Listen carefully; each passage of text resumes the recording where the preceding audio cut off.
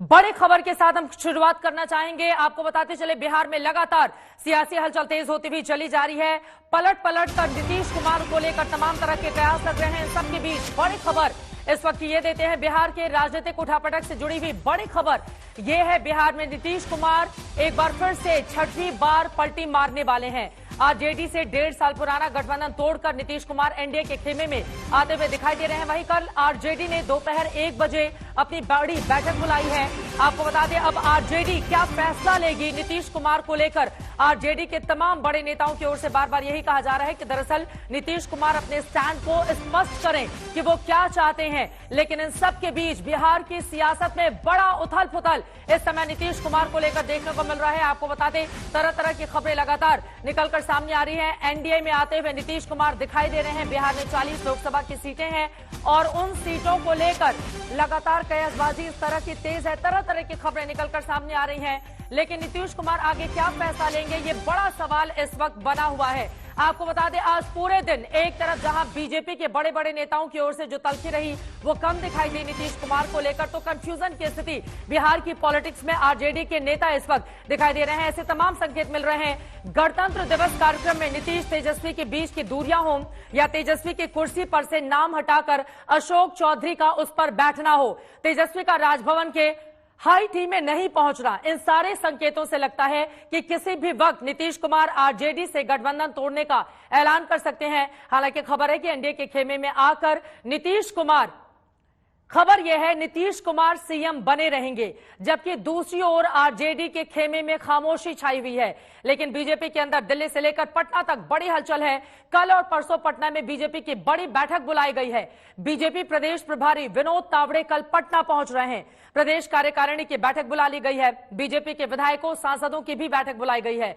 RJD ने भी कल अपने विधायकों की बैठक बुला ली है। थोड़ी देर पहले सुशील मोदी ने कहा कि जरूरत के हिसाब से बीजेपी के दरवाजे खुलते रहते हैं।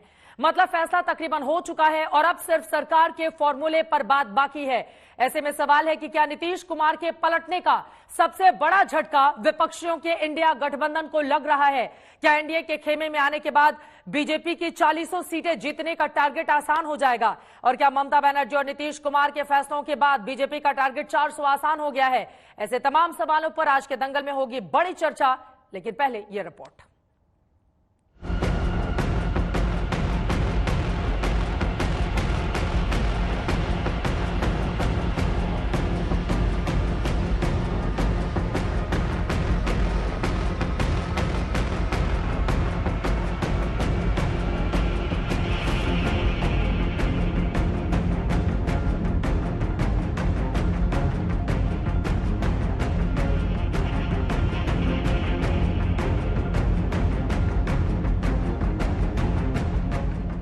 बिहार में फिर सियासी बहार है और सूत्रधार नीतीश कुमार है। लालू यादव से 4 दशक पुरानी दोस्ती और 2 दशक के सियासी बैर के बाद 2022 में लालू नीतीश की दोस्ती दोबारा तो हुई, लेकिन बड़ी मुश्किल से 1.5 साल चल पाई।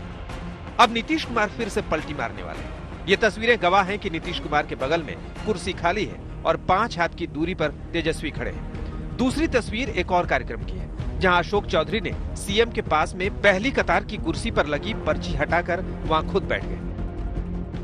मतलब ये कि अब बस आजकल की बात है, नीतीश की राह अलग, तेजस्वी की अलग। कल तक बीजेपी के जो नेता नीतीश कुमार को लेकर आग बबूला रहा करते थे, अब स्वागत के मूड में नजर आ रहे हैं। नीतीश कुमार या जदयू का सवाल है, राजनीति में हमेशा दरवाजा बंद नहीं रहता। तो दरवाजा बंद रहता, आवश्यकता पड़ने पर खुल भी सकता है। मेरा सामूहिक सक्षम नेतृत्व का डिसीजन बीजेपी के हर कार्यकर्ता स्वीकार करता है। बिहार में पल पल बदलती तस्वीर, दिल्ली से पटना तक हलचल है। बीजेपी के बिहार प्रभारी विनोद तावड़े पटना जा रहे हैं। उससे पहले बिहार बीजेपी प्रदेश अध्यक्ष कल दिल्ली पहुंच चुके थे। 27 जनवरी को पटना में बीजेपी के विधायकों और सांसदों की बैठक बुला ली गई है। 27 और 28 जनवरी को बिहार प्रदेश बीजेपी कार्यकारिणी की बैठक भी बुलाई गई। एक सवाल है, अगर नीतीश कुमार बीजेपी में आते हैं के साथ आते तो मुख्यमंत्री बनेंगे तो आपको स्वीकार है? मुझे कार्यकर्ता हूं, कार्यकर्ता की तरह रहूंगा। दूसरी तरफ आरजेडी की ओर से सूत्रों के हवाले से तरह तरह की चर्चा चल रही है। कभी विधायकों के जुगाड़ की खबर है, कभी मांझी से संपर्क करने की अफवाह उड़ रही है। हालांकि जीतन राम मांझी ऐसी बातचीत से साफ इनकार करते हैं। हम कह रहे हैं कि एनडीए में यदि नीतीश कुमार आते हैं और एनडीए के लोग उनको स्वीकार करते हैं तो हम उनका विरोध नहीं करेंगे। सुशील मोदी कहते हैं स्वागत करेंगे, तो चाहे विरोध न करेंगे, इसका क्या मतलब हुआ? तो कहने का मेरा मतलब है कि हमारे एनडीए में नरेंद्र मोदी जी, अमित शाह जी, नड्डा साहब, ये लोग प्रमुख नेता हैं। ये जो डिसीजन लेंगे उस डिसीजन के साथ हम हैं। उधर प्याले में तूफान उठा है, लेकिन आरजेडी अभी भी सब्र का मुजाहिरा कर रही है।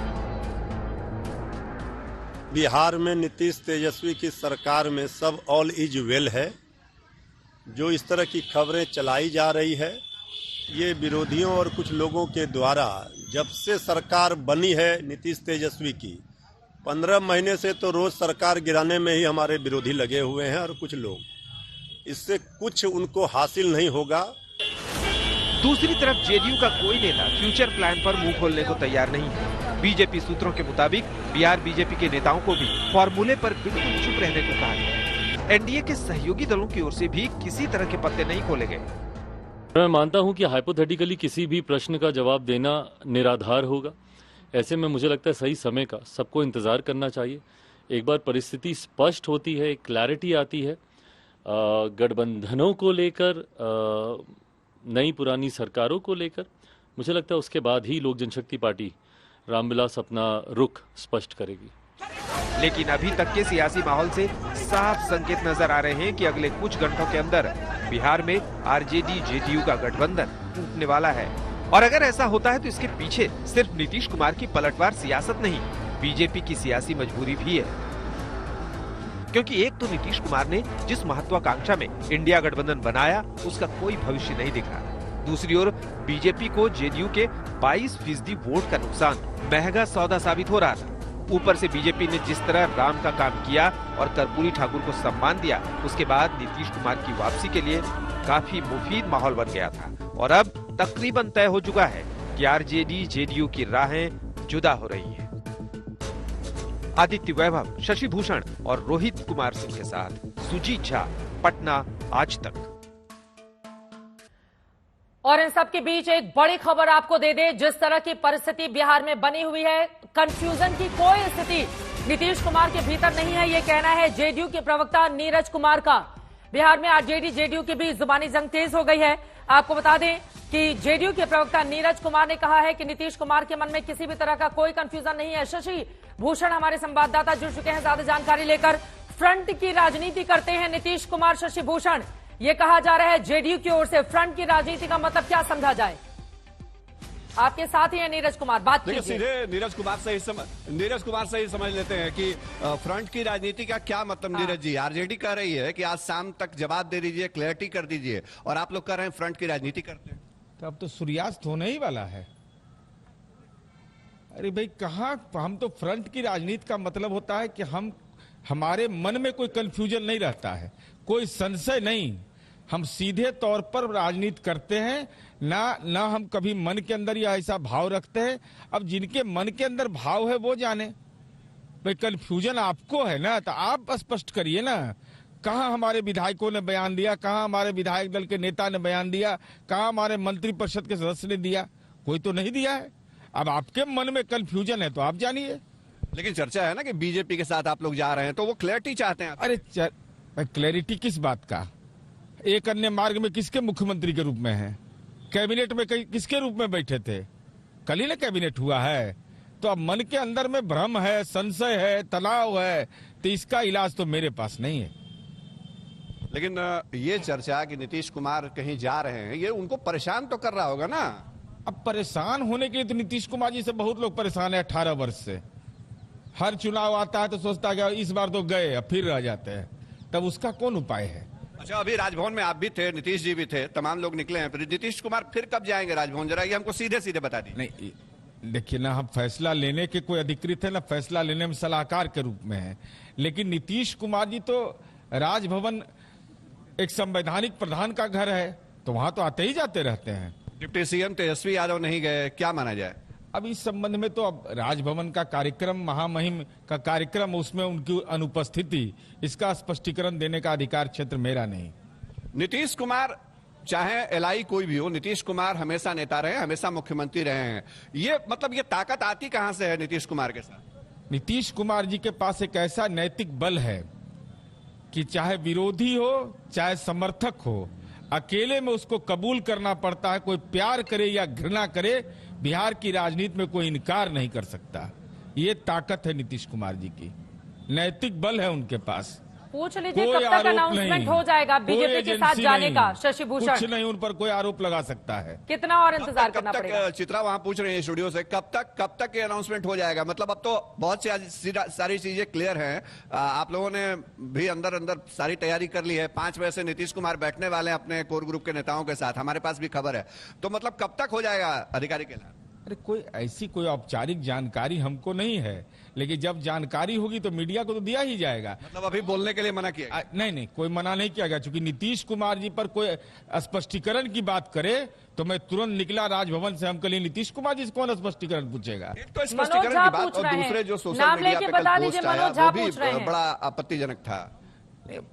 भाई जो पोस्ट करना किए है वो जाने, हम तो सीधे तौर पर जानते हैं कि माननीय नीतीश कुमार जी राज्य के निर्वाचित मुख्यमंत्री हैं, विधायक दल ने निर्वाचित किया। उनके मन में कंफ्यूजन नहीं, हमारी पार्टी के मन में कंफ्यूजन नहीं। अब जिनको कंफ्यूजन है सूर्यास्त होने वाला है। मतलब अल्टीमेटम आपने खारिज कर दिया। एक सवाल ये शशि भूषण पूछे, आरजेडी के साथ सूर्यास्त होने वाला है सूर्योदय होता है और बीजेपी के साथ सूर्योदय होने वाला है, जरा पूछ लीजिए। अच्छा, आरजेडी के साथ सूर्यास्त हो रहा है, सूर्योदय बीजेपी के साथ कब होगा? नीरज, यह नहीं कह रहे हैं हम, यह कह रहे हैं कि सूर्यास्त होगा तो सूर्यास्ते तक ना अल्टीमेटम है। रात में कुछ हो जाएगा? अब कब क्या होगा ये कौन जानता, हम ज्योतिष हैं। चलिए, नीरज कुमार और ये अभी राजभवन से निकले थे चित्रा, और पत्ते अभी नहीं खुल रहे हैं, लेकिन हाँ आप समझ सकती हैं संकेतों में बहुत सारी बातें कह दी जाती हैं।